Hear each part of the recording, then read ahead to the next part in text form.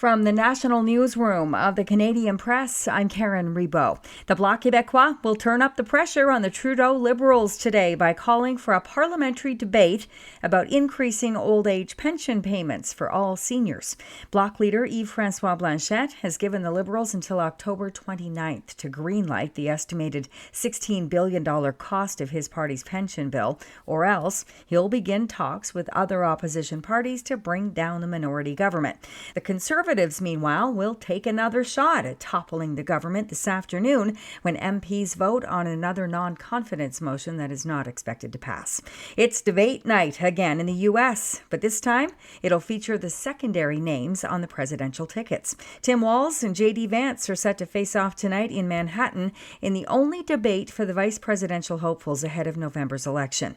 The Democratic governor of Minnesota and the Republican senator from Ohio are each expected to play the political attack dog for their respective leaders, hoping to score points among voters in a race pollsters say is running neck and neck. ABC's Mary Alice Parks has an idea on what we can expect.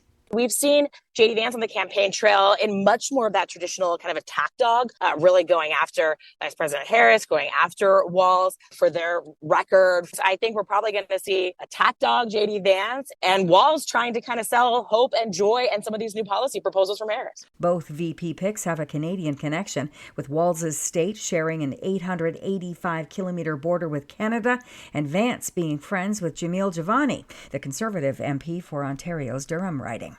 Labour unrest continues this morning at Canada's second largest port and at 36 ports in America's eastern and Gulf states.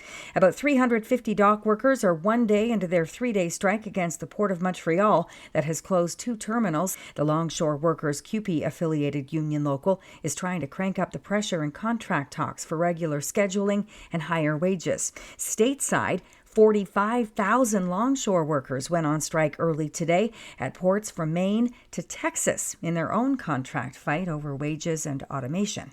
An explosion at an energy site northwest of Calgary has injured 5 workers, and the fire that has erupted could burn for days. RCMP say the 5 were part of a crew that was drilling on a lease site at a field north of Cochrane, Alberta on Monday afternoon when it's believed they hit a gas pocket, triggering a large explosion.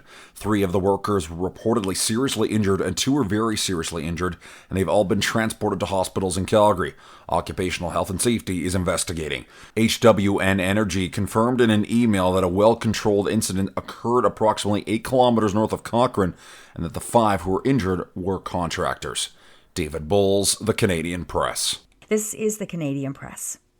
In sports, Monday Night Football action saw quarterback Jared Goff throw a perfect game, setting an NFL record by completing all 18 of his passes to help the 3-1 Detroit Lions beat the Seattle Seahawks 42-29. The Seahawks lost their first game in 4 starts. Mason Rudolph led 7 scoring drives after starter Will Levis left with a shoulder injury, and the Tennessee Titans beat the Miami Dolphins 31-12. In baseball, the Atlanta Braves bounced back from a stunning loss in the first game of a make-up doubleheader, claiming the last postseason berth in the National League with a 3-0 win over the Mets in Monday's nightcap. New York had clinched a playoff strip with an 8-7 victory in the opener. The defending NL champion Arizona Diamondbacks were eliminated. All 4 best-of-3 MLB wildcard series are set to start Tuesday, including American League matchups between Houston and the Detroit Tigers and the Kansas City Royals visiting Baltimore. From the Canadian Press, I'm Karen Ribault.